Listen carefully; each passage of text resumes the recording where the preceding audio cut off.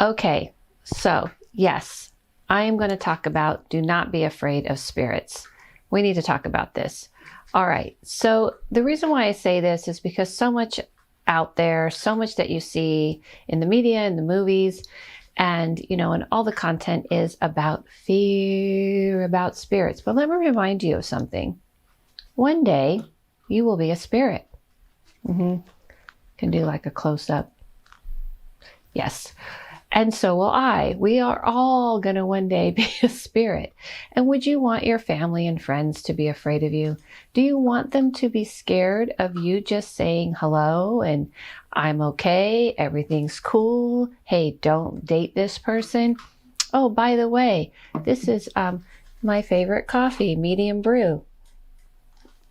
Now, I just threw that in because I'm kind of promoting my new podcast, The House Medium. Check it out. And I talk about my foreseen future coffee company or coffee shop that I will call Medium Brew. Anyway, check the podcast out where people send in their questions and things about things that are happening in your house.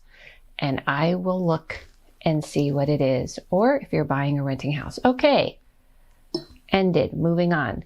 The reason why I wanted to talk about this, and yes, it's around the time of Valentine's, is because a lot of people lose people who are close to them, who they had a connection to. And when that happens, you want to connect with the person. But what is stopping you from that?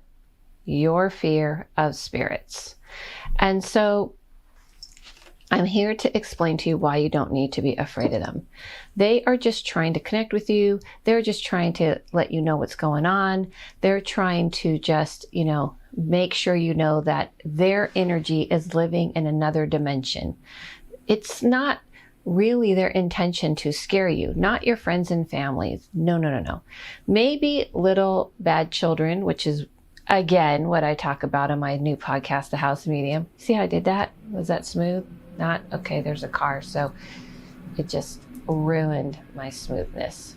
Was that smooth? Was that smooth? Okay. Anyway, this is why I get, so adamant about trying to get people to understand that you can't, if you allow fear to get into your way, which I understand, it's the fear of the unknown. It's the fear of something you don't understand. It's the fear of the bumps in the night and things like this. Now, I will say that the naughty children, they are the ones that are trying to scare you. Why? Because they see us as children.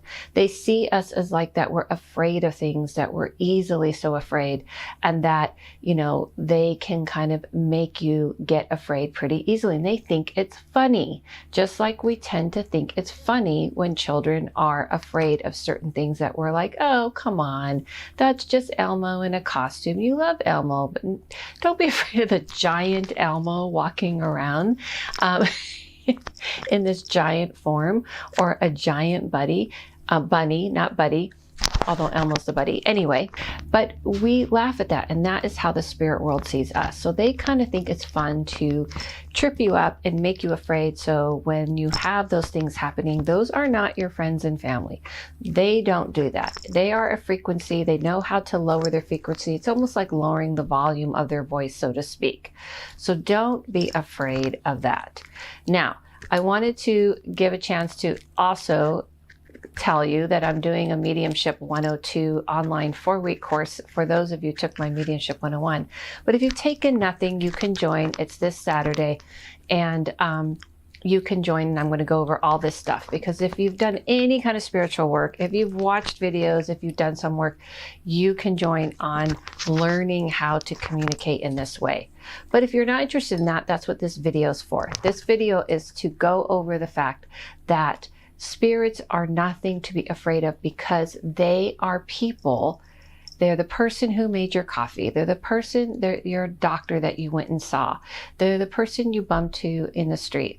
They're just people who died. That is it. And they're in another dimension, and they're in another realm, and they're trying to communicate and let you know that they are continue on. Now, I saw this really interesting thing about things in the future, and it was life after death in the future, and how they're going to come up with AI that is actually going to talk to you. That's going to be your voice, that your family can play and talk to you almost like in front of a tree. Yeah, it's really interesting.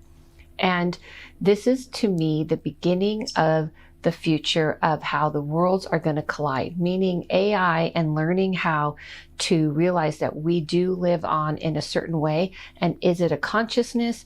Is it our thoughts? Is it our voice that we're able to capture in a computer? Or can it actually be our essence, our energy, which is why you don't need to be afraid of spirits, because that is what's happening. They're in essence, they're in energy. You just can't see it. You just can't touch it. And also, we've been taught that it's bad, because if we're taught that it's bad and we're continued taught to be afraid of the dead, then we can control people, because we all are afraid to talk about what we're all going to be, which is a spirit one day. So whenever people say to me, well, why aren't you afraid? I go, because it's going to be me, it's going to be you. It's the person you knew. The person you're mourning, the person you miss, is the very thing you're saying you're afraid of. So kind of imagine that you're in this other dimension and you're finally able to connect to people, and you're saying, oh, I want to be able to connect to them. I want to tell them, hey, I didn't disappear. And they're like, I'm too afraid. I'm too afraid. I'm too afraid. And that is why I'm telling you. So around this time, Valentine's Day, and when you have lost someone, or if you have, even if it's not romantic, even if it's a friendship, even if it's a heart-based thing for it's a relative, meaning like love, connection, someone you care about, don't be afraid of spirits. They are not trying to scare you, the ones that care about you. Are there ones that think it's funny to see you squirm? Yes. But that is not your friends and family. And you don't have to be afraid of the ones that are trying to see you squirm either, because they're actually trying to make you afraid. Now, before I kind of give you a couple of tips of things to do, I just wanted to point out, did you notice these earrings? I know you did, right? Close up on these earrings, these Eye of Horus. I saw these on the show, You People. I asked someone to find who made them. She's called DC Originals. Go follow her on Instagram. Go to her website. These are beautiful. You know, I'm a Horus person, so Horus person, as you can see. So anyway, I just wanted to give a shout out to her. Okay, a couple of tips and tricks, which I have in my book, Peering to Their Room. I know I'm throwing in a lot of things, but because I never do, especially in my book.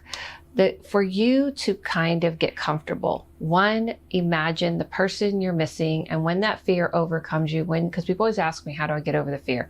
When you find that fear and it comes over you, imagine that you're sitting in front of the person, that you're just like sitting there having your coffee, your medium brew.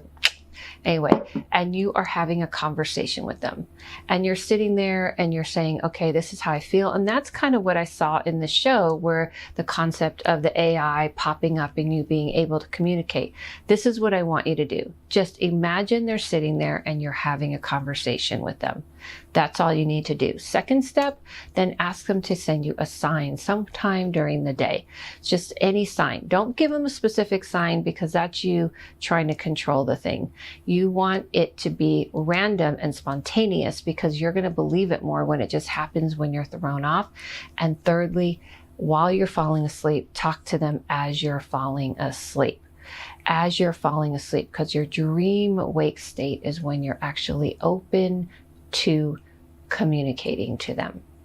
All right. So these are the different things that I think will help you. I wanted to say this because I see this so much. People ask me all the time that they're afraid of the spirit world.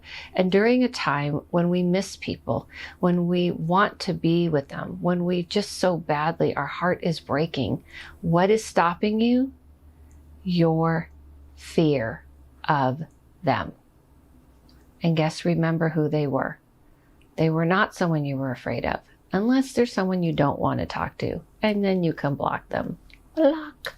That's a different story, and that's a different video. Anyway, I hope this helped you. I want to bring connection. That's the point of all the things that I do, is I'm trying to get people to connect to a world that they tend to ignore and brings you pain. And that is the point of everything I do. Thank you so much. For Valentine's, I am giving 30% off my readings. You can get all these things I threw out here on my Instagram. And also, on my podcast, The House Medium, I talk about things, but I try to bring you all these different things, including my Patreon, my book. All these things are because I'm trying to give you information in all different areas. Some of us like to read, some of us like to listen, some of us like to watch, and maybe you like to do all of them. These are all different tools that you can use that I'm trying to provide, and some of us want to learn. So I'm trying to give this to you, but at the end of the day, I really, really want you to understand that we don't end here.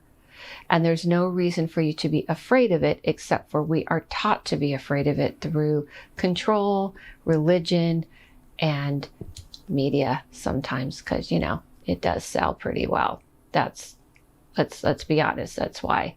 Thank you so much. I hope this was helpful. Do those 3 steps. I promise you it will help you get on your path to getting over the fear of the spirit world. Follow yourself, follow no one, listen to your inner voice, and I'll see you soon.